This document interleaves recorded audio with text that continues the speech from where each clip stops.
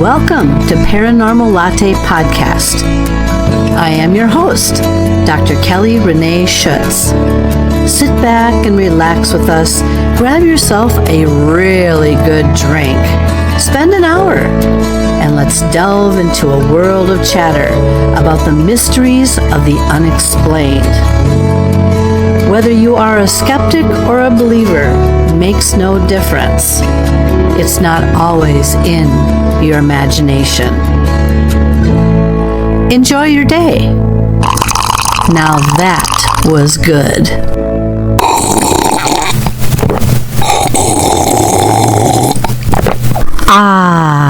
Now that was good.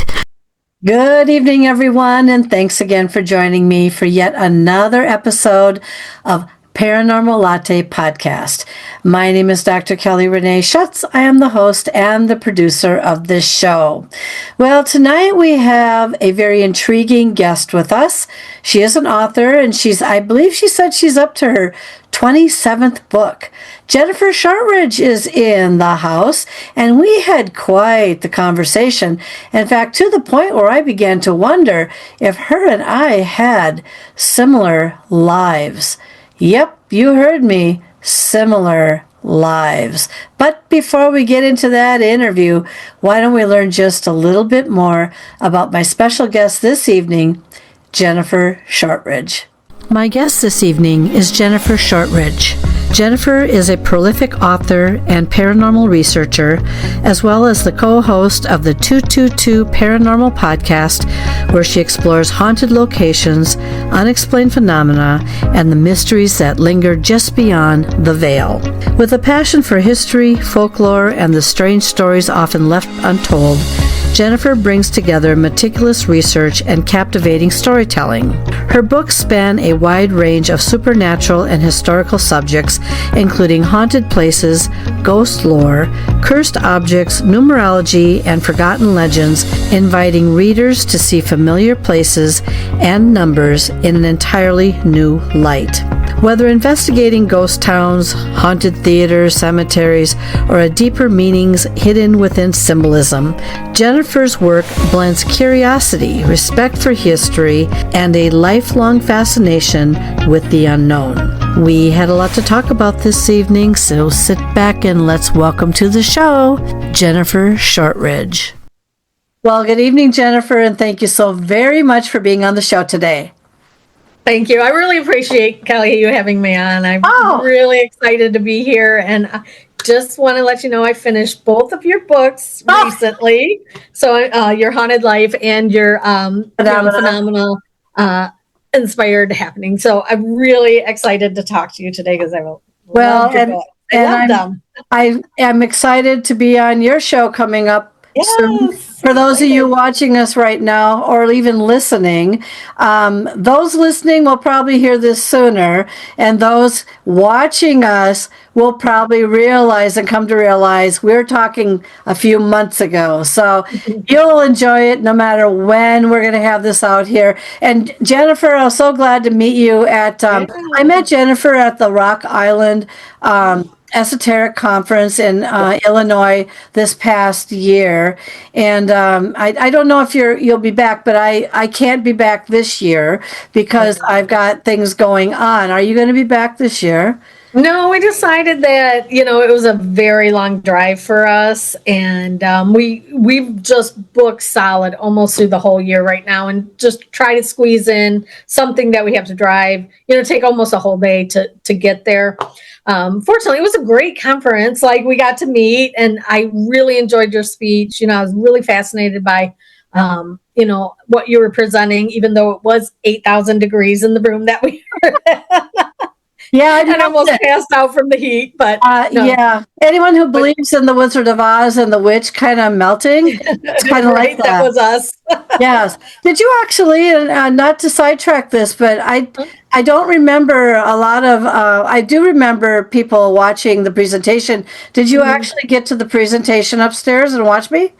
Yes, I did. Yep. I was in the second row there, and, I was there. Sweating, schwitzing, I would say, but no, it was really fascinating, and I really enjoyed the way that you presented your information. I learned a lot. Thanks for coming to watch, because I'm telling you, no matter what part of that building you were in, we all melted and we needed refreshments constantly. But and I was excited to meet you because I've known about you for quite a while. But you know how Jennifer's a podcaster. I'm a podcaster, and you know, when we get wrapped up in what we're doing, and we have shows that it's just like, you know, and I was just like, I finally got you, so great for being here. Yes. So we're going to start with the first foundation question here, because we're gonna bring people into your world, and as you see, for those that will see us visually, she's got a plethora of books behind her head. Very well done, Jennifer. Very well. Thank you. I really appreciate that. We're going to talk about a few of those in the show too, so that'll be great. So go back. Okay. Earliest memory that you can remember when you may have been either you had an experience with something, either cryptid, paranormal, UFO, whatever, or when you became interested in one of these topics or all of them. Sure. So, you know, my story's kind of interesting. Now, I grew up in the 70s. I was born in 1971. I'm a 1900s girl, so, you know, I'm ancient. But I remember being little, like, I don't know, 3, 4, 5 years old, and being taken to the funeral home. We had a huge family on both my mom and dad's side. You know, back then people had big families and lots of relatives. And I remember being at funeral homes and just being like, looking around, like, you know, just feeling weird and different, and like not understanding exactly what I was experiencing, but being the weird kid who snuck in the back room where other bodies were just to go and look at the dead bodies, and just feeling like there was somebody else there. And then I do remember, like, one of the most earliest paranormal experiences I had was my cousins owned a house here in Toledo. I'm in Ohio. And they had this old house. It was built probably in the mid 1800s. It was one of the prominent families' homes in Toledo at the time. Now, this was in the, you know, mid to late 70s. And being in the house that is very haunted. They had all kinds of activities in there, and seeing something in the mirror in the upstairs bedroom. So like all the coats would be in the, you know, in the the bedroom, the parents' bedroom on the bed. And I would just be wandering up in the house and seeing a man in the mirror. And I couldn't understand, like, why is there a man, you know, just young and not understanding it, but feeling weird, like creeped out, spending the night there and not being able to sleep because I kept staring at the closet, like something was in the closet. Well, later on, it turned out that, you know, I had talked to my cousins years later when they, you know, were understanding that, like, I'm into the paranormal and doing these things. And they were telling me about their experience of this house, which is in my book, Ohio, The Haunt of It All. And, you know, having very vivid paranormal experiences in there. And then my dad, when he was a young man in his 20s, had seen a UFO with his brothers. So he always had a fascination for UFOs and Bigfoots, and we would watch In Search Of with Leonard Nimoy and go to the library, and he would get books on UFOs or Bigfoot. And it was a very tiny section at that time. You probably had only 1 or 2 ghost books, and you probably, you know, experienced the same thing going to a library to look for a book. You know, let me jump in for a second here. So, yes, we are of the same era, basically. It's interesting how people practice things. Yeah, I mean, I can relate to throwing all the coats on the bed too and all that.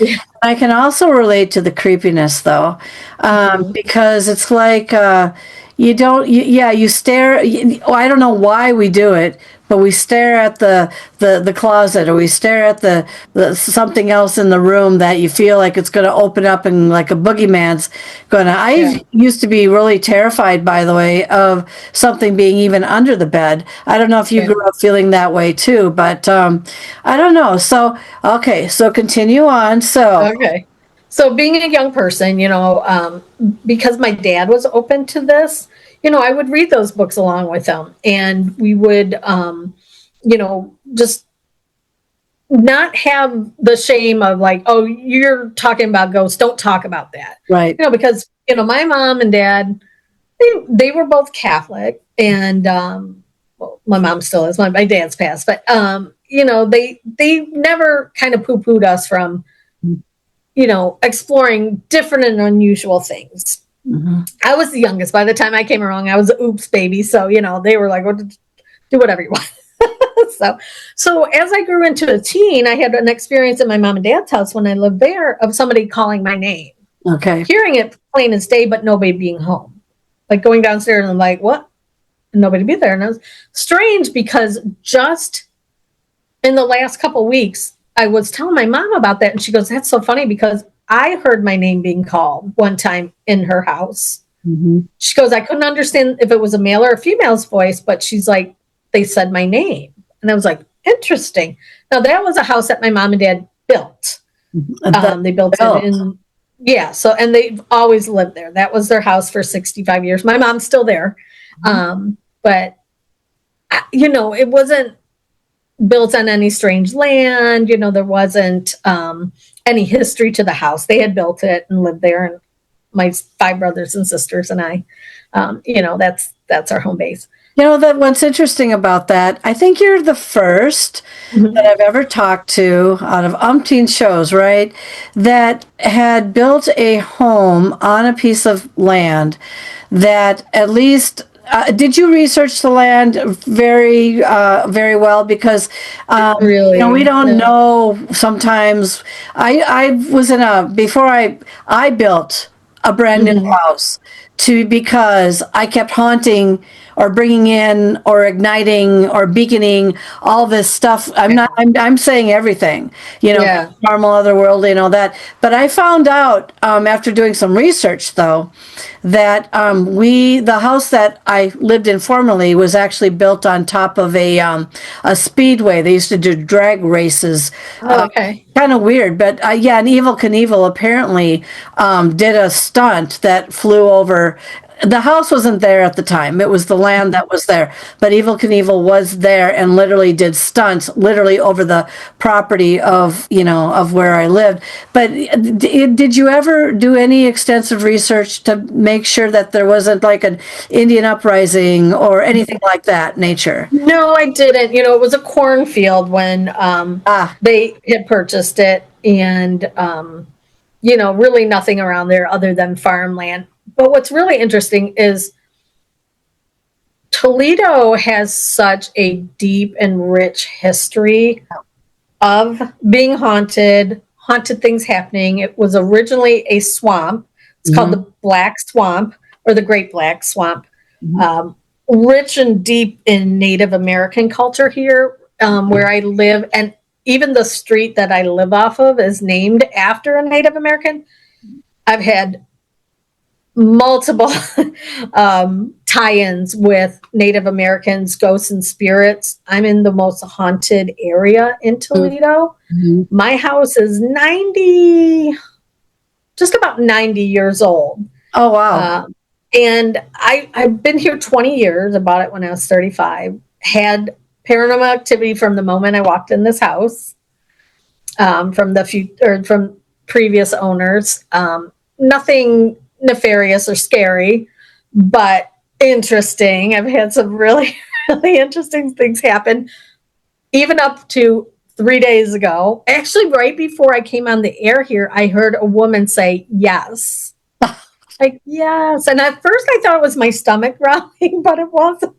I was like, okay. But I hear that often. I hear voices in the house, shadow figures. I've seen full body apparitions in the house. Things moving. We can talk about it now or we can talk about it later, but there is a haunted object that has disappeared in my house, and nobody has been in my house but me. Oh, I could talk for days on that subject. And not only that, I'm not Gives going me to goosebumps share it right now because I'm thinking going to about share it on your show if you want me to tell it. It's I have things go missing and come back. I don't know if I mentioned in my presentation at all. Years ago, I'm talking 4 or 5 years or whatever, a neighbor had asked me when she realized what I did. She said, "Are you a starseed individual?" And I said, "What's a starseed?" You know, Yeah. and a starseed is somebody, depending on which type you are. I'm an indigo, has a tendency to attract. And I know this for a fact, and I've seen it. I figured it out well before she said that. Ghost children seem to be very fond of me. Dogs really like Yes. me and all that. But children like to play hide and seek with my things. Who do you think is playing hide and seek with yours? It's hard to say. So what it is, it's a Raggedy Andy doll. Okay. That was sent to me anonymously. Mm-hmm.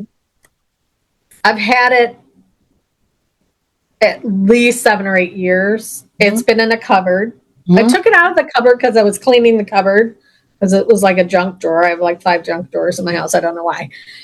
Put it in my back bedroom where I've had and seen many encounters with spirits, and it's gone. It is literally gone. It was in the corner. I have no idea where it's at. I'm afraid I'm going to wake up one day and it's going to be like sitting on my bed. Staring at you. Yes. Here it is, sitting there over there, kind of looking at you, and you're like, right? Gives me anxiety just to think about it. But, I've had a couple of people come in and they say you should investigate your own house. But I had people come in, just to see if I was like, am I just, having high EMF or what is going on here? But with what we do, in being in the paranormal and ghost hunting, it's bound to open you up. And, I'm like you. I have random animals come up to me. I have people in stores will seek me out and just start talking to me like I'm their best friend and they've known me forever. Anywhere I go, I'll be at the post office and people are just talking. Maybe I just have one of those faces like, tell your life story. Okay. But I think once you open yourself up to seeing, sensing, and acknowledging spirits, maybe they're drawn to this light. I'm on a ley line. I'm on a Native American trail. I have had somebody come in and say they communicated with the spirit that was in my house. He said they travel on the ley line, which is interesting because the main street that I'm off of is the ley line. It at one time had a rail car on it, like trolley. Yeah. Electricity going through it, traveling. But he said the spirits go up and down this ley line, and if they see a beacon of light or somebody who's open to it, they will stop. It's so interesting. So the young man who showed up in my house, his name was Angel. He told the medium that himself and his girlfriend were murdered. They were shot. She was pregnant down the street. So I went and did some research. And in the 80s, at the time there was a Burger King on the corner. And there was a young couple that were shot at that location. So it was like just this great validation, like, oh my gosh, this is so interesting. Now I don't know if he's still here or not. I can't communicate in that way, in a psychic way with spirits. I could maybe sense or feel something, that tingly feeling you get when you're home alone and you feel like somebody's watching you, and I'm getting it right now on my legs because this place is active. But they said that there's a ghost dog here. There's many people who had lived in the house throughout the years. I did have a encounter with the man so he was a farmer, and his wife, they couldn't farm anymore. So they bought this house and they lived here for many, many years, and it's beautiful. And he was a woodworker. So it's just like gorgeous touches, like, behind me, the fireplace, mantle, and things. But I was in the basement with my niece, and at the time she was 3 years old. Great niece, sorry. And we were watching videos because they had my office down there, and she gets off my lap and she goes into the furnace room, which is the next room over, and she's pointing at the corner and she's going, Grandpa, like looking at me and pointing like, don't you see him? So she was sensing something, which I think was the man who previously lived here. And, heard whistling in the house, which is a big thing. My dad was a whistler. All his life he whistled. And so I was sitting here one day, and this is probably 3 or 4 years after I bought the house. And my mom and I were sitting at the dining room table, and we were just reading magazines and, just hanging out. And we heard whistling. And she's like, oh, your dad's here. I said, Mom, Dad's not here. He can't drive anymore. At this point, he had lost most of his vision, and he couldn't drive. She's like, but I heard him whistle. And I'm like, well, I'm telling you, I've heard whistling in the house many times. And now, I finally had somebody else to validate it. Haven't heard the whistle in a long time, which kind of makes me sad because I would love to hear, like if it was my dad that he's passed. Did you say that he lived there? Did he live in your house at all? No, not my dad. So he comes to visit you. Before my dad would come over, he would drive over, and he would get out of the car and whistle. But at that point he wasn't driving anymore, but we were hearing the whistling. After he did pass, I did see him once standing in my back bedroom. Oh my. And I also saw my boyfriend, who had died 6 months prior to my dad. I saw him 3 times standing in the back bedroom, standing there. Couldn't really see any emotion on the face, didn't say anything. It was just a quick flash. Like you looked in, he was there, he was gone. Yeah. Haven't seen him in many years though. I'm kind of sad about it, but maybe he's moved on into, wherever we go, once we're. I'll never say never because I've had situations, at least with my dad. I could go on for days of the things that happened when I was teaching in Indiana, and I'm in Minnesota, and he was from Minnesota. So it's a 600-mile thing. Things that happened in my classroom that freaked everybody out. When he died or was passing, he did come for a visit, and the screen behind me in my classroom that never did it in 14 years went up very, very slowly. I love that. And the students just went like that. And I turned around and I said, I'll have that taken a look at, What do you say? It was such a haunted campus, and they found me because I'm such a beacon. But anyway, never say never, because my dad did pop in periodically, and he did do things that kind of validated that it was him, and even after the fact. So you never really know. I did ask for a sign once. It took 2 weeks, but I did get a sign if it was him. But it's just like, how do you ever really know it's them, or is it something else mimicking them, or something else taking their or trying to take their place, so you get vulnerable and something like that.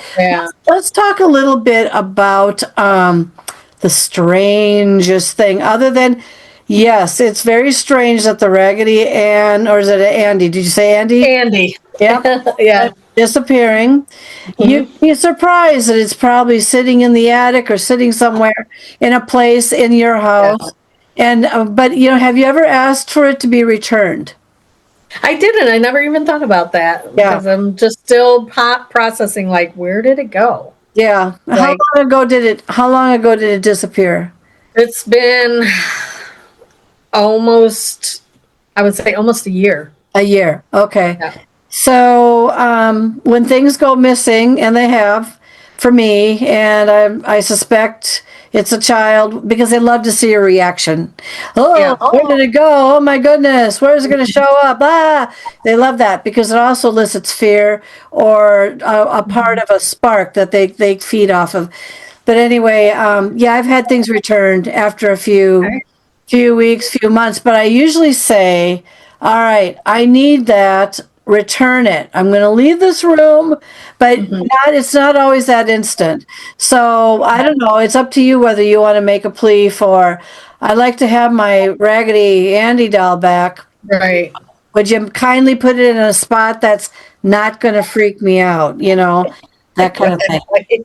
That's interesting. I had one other really strange thing that happened in this house. Maybe a year after I was here, after I bought it. I was standing in my living room, and it was just a regular summer day, nothing special, nothing happening, nothing going on. And in the middle of the living room, I just stopped, and something in my head said, there's a stamp in the attic. There's a what? A stamp, like a letter envelope stamp. Yeah, okay. I had it made no sense. I don't even know where that came from, what it meant. I'm like, okay. I went upstairs into the attic. I pulled the carpet back, and there was a stamp, an old stamp, and it's around here somewhere. I got to find it. It's missing too. And there was a stamp. And I was like, I don't know what that was about, but I clearly heard that in my head.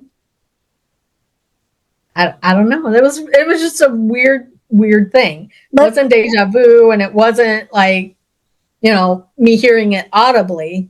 Let me ask you a little bit about your clairs, because just to give you a tiny example, and I may have showed it at the conference. So I didn't know I was telepathic. Well, I knew I was clairaudient. At some point, I knew I could hear things, but people always say, it's your imagination, you're making it up, you're crazy. Okay, all right, it's my anxiety, whatever.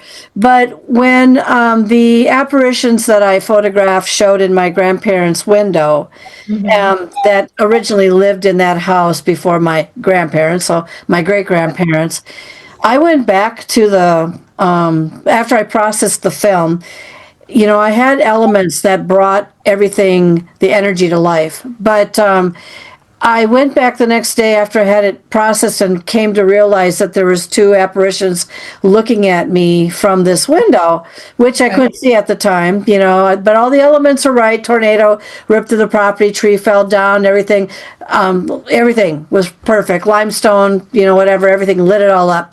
Anyway, I went back and I stood on the lawn, and I looked at the window, and of course, no, I couldn't see anything. But I did say, all right, you've got my attention. I'm shocked, but you have a message for me. What is the message? And I heard it in my head. I didn't hear it as if something was whispering to me that the genealogy is wrong. And what? Well, genealogy is wrong? I don't know what you're talking about. What? And then I'm like, I am the family genealogist, and yes, the name of the little girl was wrong. And then after that point, that kept beaking me back to the property all the time. But I want to talk to you a little bit about your clairs, because, I didn't know growing up. We were in the same era. We were always told we were crazy or something like that, or it's our imagination or whatever. And, but it really wasn't. And I know that now when I'm able to trace back all the way to things that I thought was told I was crazy about. So something tells me, because you could hear whistling and you could hear your name, that you have some sort of a clair of being clairaudient. Would you say that you would agree to that, or do you think certain situations bring that out of you? I think it's certain situations, because I would think I would hear things all the time. Because spirits are everywhere. Right. Anywhere you go, whether it's a grocery store or a cemetery or a haunted location that I go to. I do hear a lot of internal dialogue that I always try to decipher. Am I hearing something? Or is this my intuition? Or is this my internal voice? So, you really have to kind of hone in that skill a little bit. Okay, something tells you, don't turn left, don't do it, and we don't follow our intuition a lot of times. And, you're in an accident, or, you get a speeding ticket or whatever it is. I've spent a lot of time in the last, I would say 5 years, really trying to hone in, like separating that. Okay. Am I tuning into a spirit who wants to either communicate or as a message? Or am I just having such an active imagination? Because I'm a writer, I love to create stories and dialogue. So I'm really trying to figure out that. And where do I go to find Okay, so teaching on that, I guess you would say, or Oh, I'm fully on target on this. yeah. So my first question for you would be, all right, so when I first started hearing things in my head, you go to a doctor, they're going to put you on pills and put you in a straitjacket because they think that you're schizophrenic or bipolar. And it's like, I'm not. But I have been able to associate some things now over the years, which talk to me about where some of my abilities might have come from. Now, I'm going to ask you this question because it may not apply to you, but it applies to me. Okay. So I'll give you an example. There are times when I'm just kind of, I don't know if it's I get to a certain point or I'm really in tune with something that's going on, but all of a sudden I get this feeling. It's a feeling. It's like, and I'll say to my husband, hang on. I'll say to my husband, hang on, something's coming in. Like something's channeling me, like something is telling me something. I'll give you a bizarre example that happened yesterday. My husband needed to go to a specialist.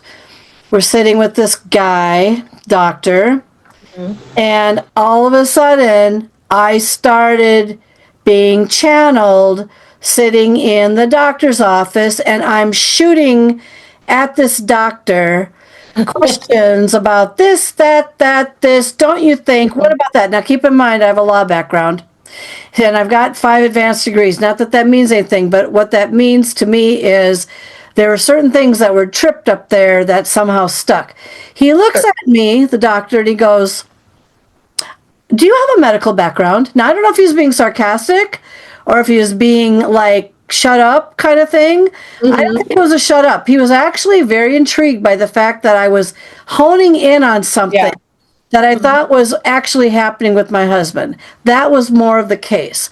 But I was being channeled. So my question to you is, when you have those moments, when you think that, it's a feeling that kind of comes to you and you just kind of like, hold on, wait a minute, something's talking to me. And then you say, is that my inner intuition? Is that my common sense? What is that?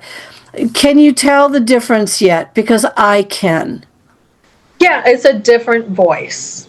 I hear, like if I'm thinking about something, it's my own voice in my own head. These are different. And, I'm a rational person. I'm a sane person. I don't have any, diagnosed mental illness. I watch Jeopardy. I know the answers. I don't know how I know them. I just do. My brother and my mother are like, how did you know that? I'm like, I don't know. It just came to me. To me, right. It just came to me. Right. I just got channeled to me. Yeah. And it happens randomly throughout the day. Not every day, but most days something will come through. Or a lot of times when I'm quiet, like the noise of the day is gone, I'm here by myself in the house and I just am able to, relax. Yes, that's right. Open myself up. Yep. I'd hear something. I'm always like, give me some good advice. Dad, talk to me. I always talk to my dad. I always talk to him all the time because I miss him a lot. But, I'm always like, please give me the answer. Give me some help. Give me some guidance.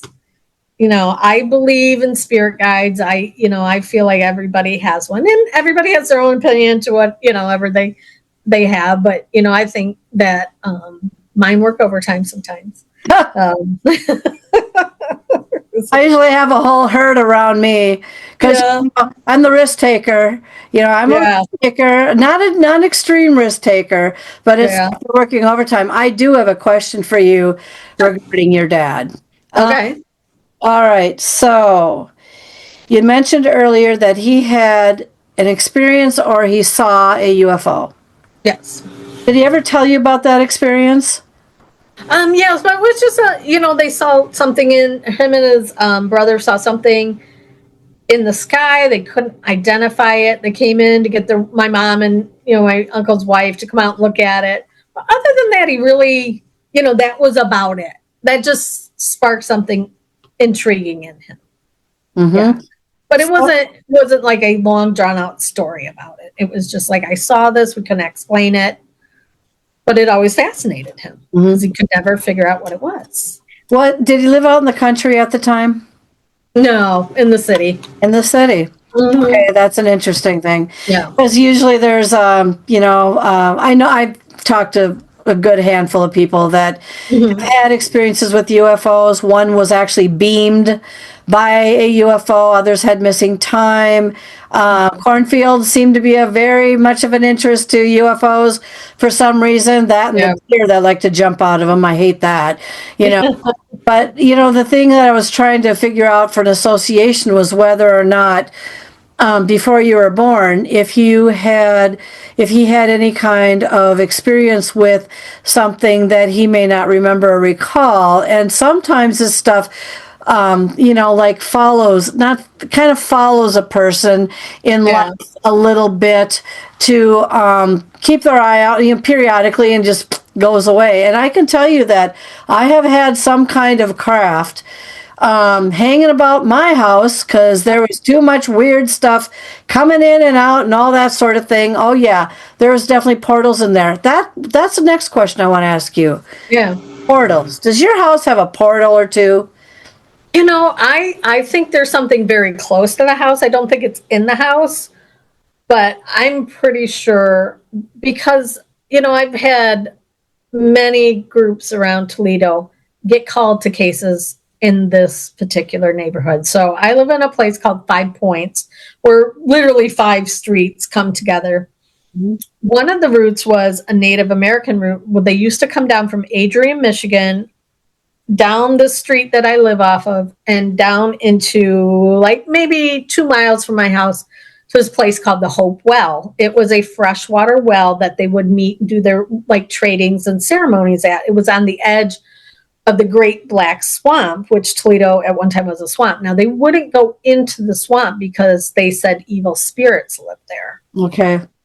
It could have been, something, it could have been swamp gas. It could have been malaria from mosquitoes. It could have just been something to protect. But they, feared that. But it's just interesting because I've had a lot of stories of people having paranormal cases here where I live. Mm-hmm. The place I used to get my nails done is just down the street.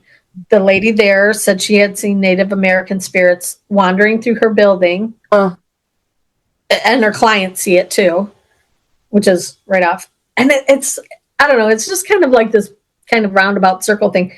The street that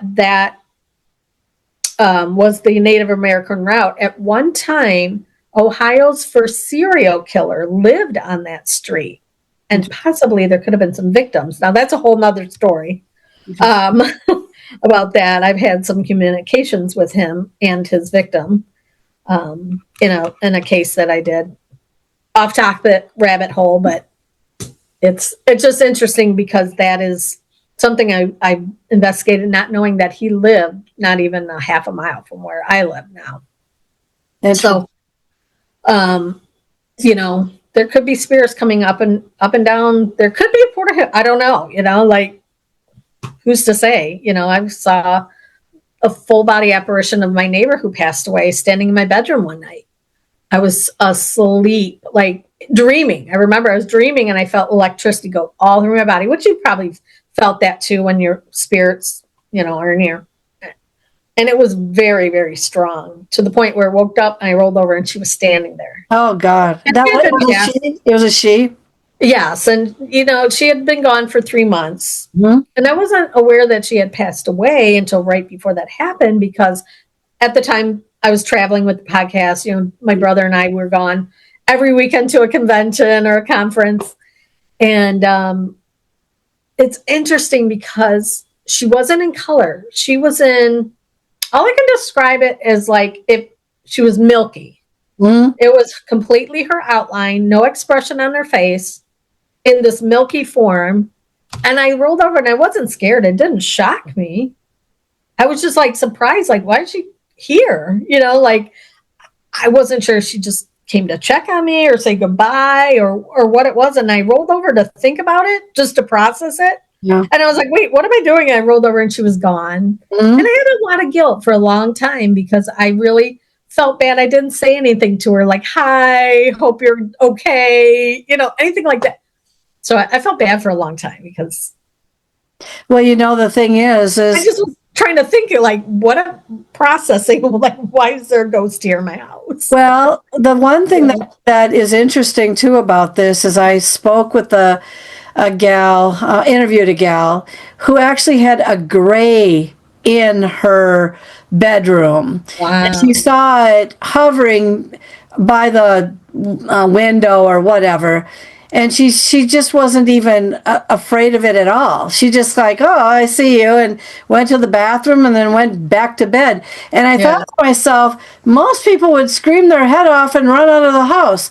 But that's interesting regarding that the reaction you had to seeing this, and not really necessarily being fearful to the point of going, whoa. I mean, you might have said whoa after the fact, but at that time it's like, whatever, right? So that's interesting. You are quite a beacon. It sounds like you are bringing them in there. They're seeing you. That brings me to the next thing. So for a clair, okay, so we know clairaudient at times. Yes, you'll hear things. Sometimes you may not. Telepathic, I would say yes. You probably don't recognize what that is or if it's your inner intuition. Smells. Do you smell things? I have at certain times. So I smelled, we were at a theater here in Toledo. It's one of the most haunted places in Toledo. It was originally a convent. Mm-hmm. It was a 5-level, huge, like it was going to be a cloister, but it ended up not being that. And they had a big auditorium in there. And I smelled peanut butter on the stage. And back in the 30s, and when the nuns lived there, they would have their breakfast. They would have peanut butter toast and coffee on the stage. So I smelled that there. I smelled cigarette and cigar smoke a couple times on investigations, but it was kind of just here or there. It's not something I do all the time, but it has happened maybe I'd say 4 or 5 times in my whole, 25, 30 years that I've been investigating paranormal. Comes and goes. It happens to me too. I don't know if the elements have to be right or if I'm just in a particular whatever, or maybe I'm not in any particular at all. It just comes and goes, right? And sometimes the senses are stronger. Have you ever been scratched or touched? I've had my hair pulled once at West Virginia Penitentiary, which was very interesting. I think it happened at Mansfield too, in solitary. Yeah, I think so. But no scratching. I had one experience. Somebody I was with got their entire back scratched from something very, very dark. It was a very dark case. I just went along with her. She was actually, trying to figure out what was going on there. I'd never seen anything like it. It only, to experience something like that in real time. Yeah. It was like, wow. Yeah. These things are real. Yeah. I had one scary experience here in the house. I had some kind of like clown figure is all I can say over me. And I woke up and it was there.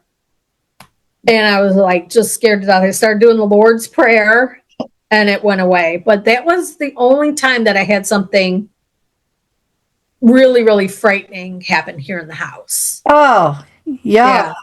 And nothing since then. I really believe in like guardian angels and calling on, whatever, people on the other side that are here to protect us or our guides. And, I think many, many times that, all my mom's prayers for, she's been praying for me for a long time, work. Have you been to Zach Bagans' Haunted Museum yet? No, but I did investigate with him back in 2009 at Mansfield. This was, just as the show was starting to get real popular, maybe 2 or 3 years after it was on air. And they came to Mansfield, and Zach and I were in the solitary confinement in the basement. I was in a cell. Another lady was in a cell next to me, and he was provoking. I'm telling you that, people poo-poo him, and I get it. He's a showman and, all that kind of thing. But at that time, this was before his fame was really, really big. He was really, really, what he did was very frightening. Mm-hmm. The way he provoked a woman. Okay, so my hair got tugged. The lady in the cell next to me, her gold bracelet got ripped off of her wrist and went flying out of the cell. It was really intense. We, with some of the other, celebrities, I call them celebrities, not celebrities to me, it's just like, you're just like me, we all believe the same.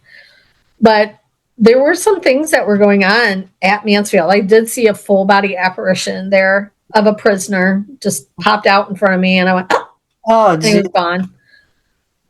People were fainting. Like, I had to catch this one lady next to me. It was intense. It was an intense experience. Maybe it was a little heightened because everybody's trying to be spooky or whatever. But I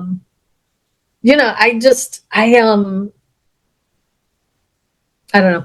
I lost my train of thought. If you ever go to his museum in Las Vegas, no prayer, no cross, no nothing is going to help you, because I shut the place down for 8 minutes single-handedly with what happened to me, and I had the cross and I had the prayers, and I was like bait and hunting season in there. You've got to really be mentally prepared.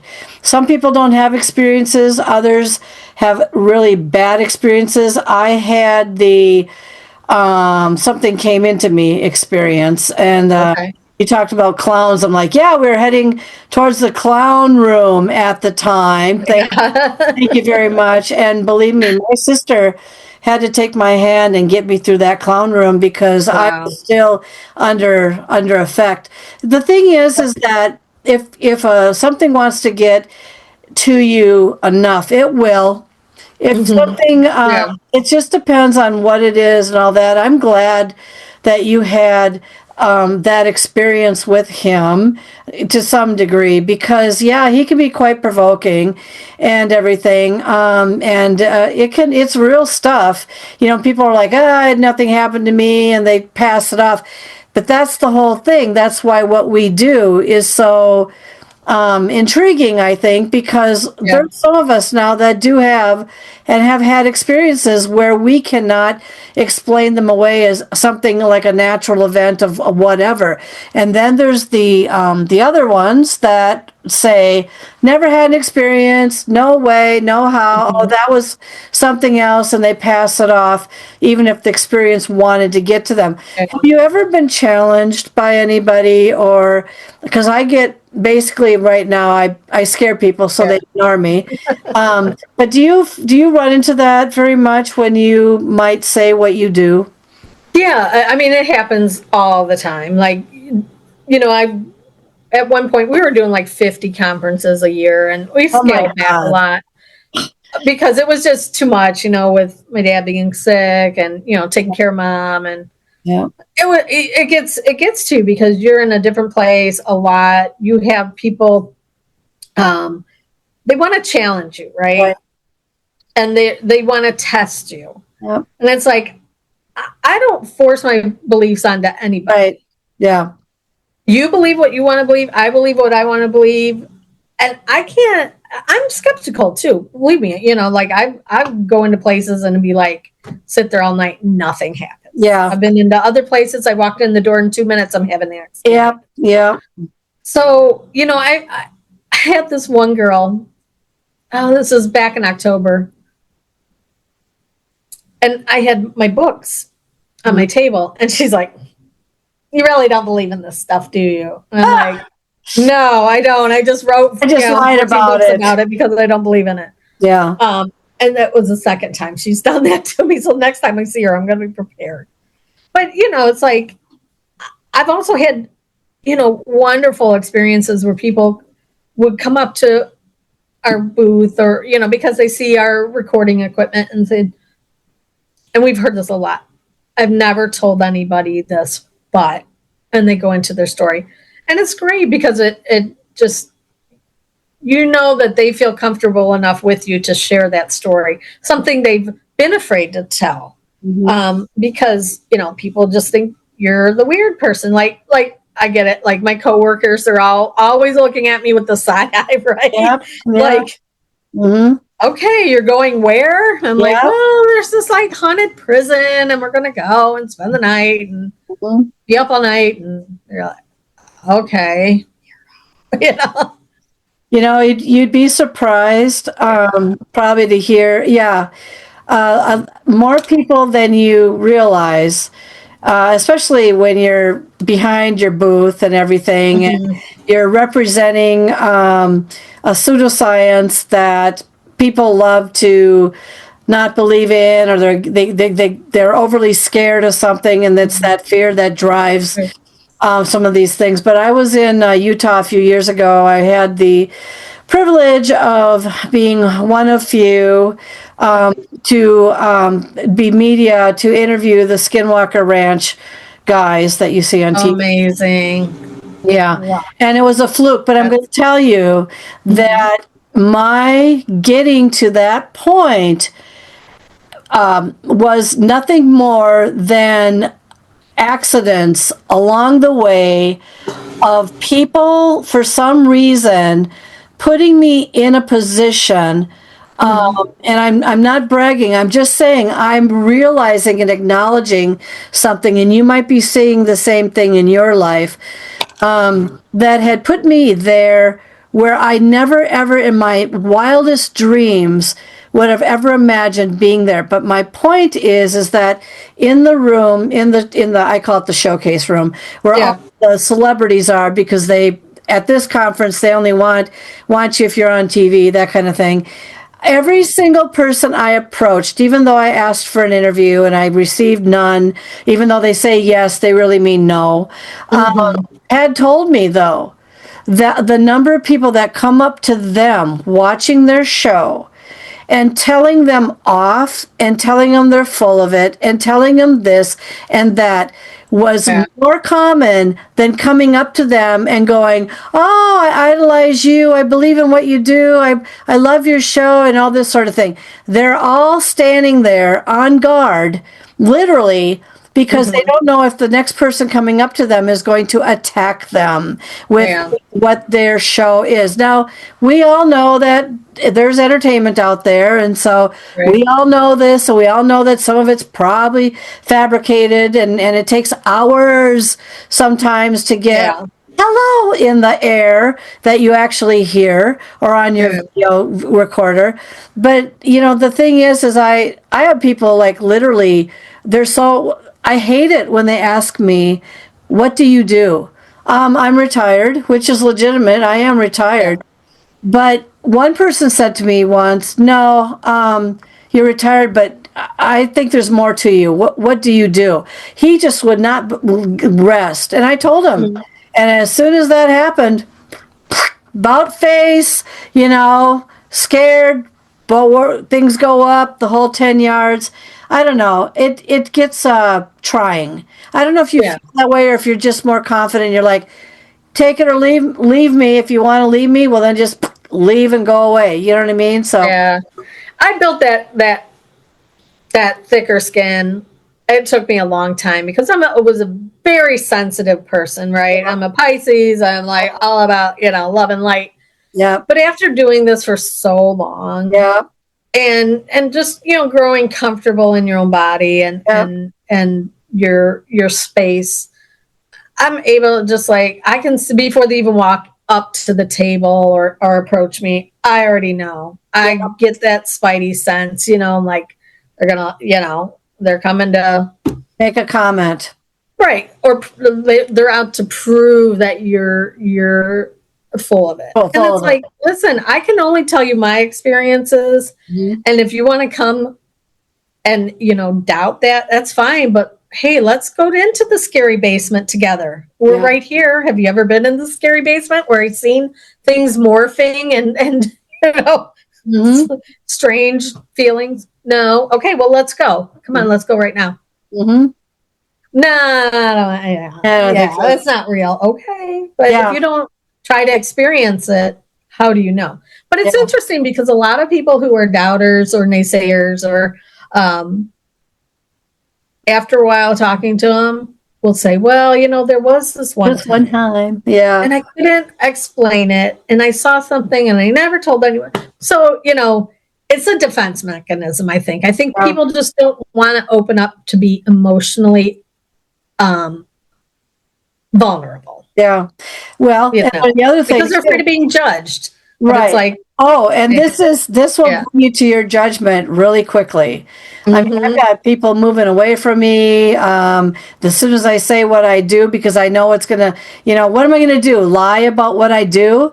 I used to work in law for several years, so I've got the both sides of the brain that you use in situations. I worked in college teaching for over 20 years. I've worked my first job, by the way, I sold cemetery plots. I wanted to throw that one at you. You thought you were wondering about the creepy people laying there? Well, you know what? I had to go into the crematorium room to get a soda once in a while, and they're lined up, and you're like, I don't know if I want to go one more step. But the thing is that we can't stop that. But on the other hand, I hate that when they want to discard it and then they just want to shut down and walk away. It's like, well, I gave you the opportunity to actually prove yourself wrong, but that's it's interesting. Let's talk a little bit about some of your books, because great, yeah. Oh my goodness, you want to talk about a writing machine that really knows how to get out there and just rip her apart. She gave me a book at the conference. It was so thick. I know. I needed a wheelbarrow to drag it out of of the place, because it gave me kind of a hip problem. But sorry about that. I paid the bill. No, but I'm just saying to your testament, my God, fascinating. Yeah. So I am curious, because I don't talk to a lot of people about haunted libraries. Let's start with that one. It's a research. So you've got several books on Amazon, and so everyone who's watching this right now, and if you're not, I will try to write it in the show notes where you can get some of these books. But anyway, let's talk a little bit about haunted libraries. So I've always been fascinated about libraries, because we used to go to the library when I was a little kid. I actually climbed up the bookshelves and fell off and cracked my head open in a library once. That's probably how it all started. Yeah. But no, always been fascinated, especially with castles or manor houses or places that have, great and giant libraries. My favorite part, when I go into a historical place, if they have a library, I'll be there. I'm fascinated by old books. I love old books. Yeah. The smell of them. I know it's weird, but we all have our thing. But I just found that, so much paranormal activity seems to be bound to books. It's history, it's knowledge. The people that worked in libraries, just poured their heart and soul into it. It's not an easy job to do. I always say it's not, because, you have to be knowledgeable. You have to deal with people. You have to shush them all day long, So I did an investigation on a library in Whitmore Lake, Michigan. So there is it's a smaller library, but it was in an old historic building that they turned into the local library there. And they had all kinds of activity in there. They would see shadow figures, they would see full body apparitions, books would fly off the shelves. They think it was just an old librarian who just, loved to be in there, wanted to be noticed. So I think that's, a lot of times why libraries are so haunted, because people love it. That's a safe place for them to go. Mm-hmm. If you worked in your job, for say 60 years in a factory in your little cubby or something, that's probably where you want to be. In the afterlife, it's still where you love to be. Right now, tell everybody where they can find you and how they can get some of those great books that you have and the one coming out. Really great. Yeah. Great. So if anybody wants to get a copy of my book, they are all on Amazon, paperback and Kindle. You can just Google Jennifer Shortridge on Amazon and my books will come up. If you wanted to check out our website, we are on Facebook, Instagram, and a little bit of TikTok, a little bit of Twitter, but mostly we focus at Facebook. So you can go to 222paranormal.com. www. Or just go to our Facebook page, which is 222 Paranormal, or my personal page if you want to check out any of my books. But it's great. Thank you so much, Kelly, for having me on. Yeah. I hope we can meet again at another conference and just hang out. Girl power. I love women who are podcasting and doing their thing and writing and. We'll have to have you back, and really good, interesting stuff. And thank you so very much. That. And we'll have you again. Thank you so very much, Jennifer, for being on the show. Wonderful. Thank you. I appreciate it.